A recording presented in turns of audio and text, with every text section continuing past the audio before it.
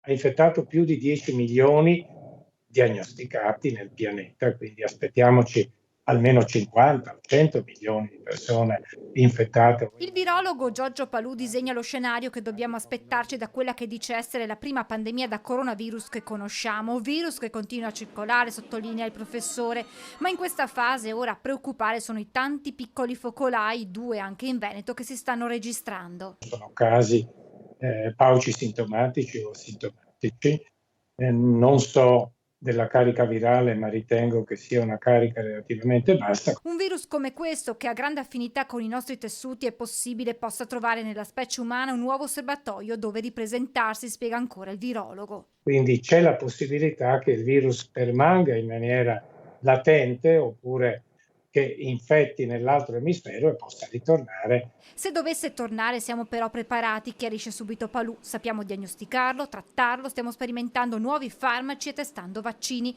Il professore è poi intervenuto su quella che definisce una polifonia di voci, riferendosi all'acceso dibattito nella comunità scientifica sulla forza del virus. Non possiamo dire al momento che dal punto di vista del genetico il virus si sia indebolito né tantomeno rafforzato. Quello che invece si può dire, chiarisce Palù, è che clinicamente le manifestazioni non sono più le stesse. Ho sottoscritto un documento che intendeva far chiarezza, certificare che il virus clinicamente è meno aggressivo e che ci sono almeno 10 lavori pubblicati che dimostrano Che c'è una carica virale abbassata nei soggetti positivi e che c'è non solo una carica, ma che c'è una dose limite che permette la contagiosità. Quindi l'effetto patogenetico, quindi la manifestazione patologica, che è espressione della carica virale, è ridotta. Arriva poi una stoccata al professor Crisanti che chiama il mio allievo e alle sue ultime dichiarazioni. In questo momento è poco responsabile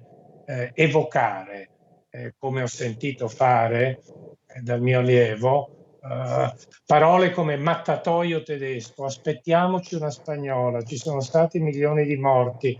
Ecco, direi che non siamo più ai tempi della spagnola. Quindi evocare questo vuol dire fare del terrorismo e non dare la giusta informazione. Il Veneto, conclude Palù, è pronto ad un eventuale ritorno del virus. Veneto che ha saputo affrontare nel modo migliore l'emergenza. Io credo che il merito vada ascritto totalmente alla regione e a chi ha avuto la capacità di governarla. I meriti sono della sanità regionale veneta e lo dico senza tema di smentita.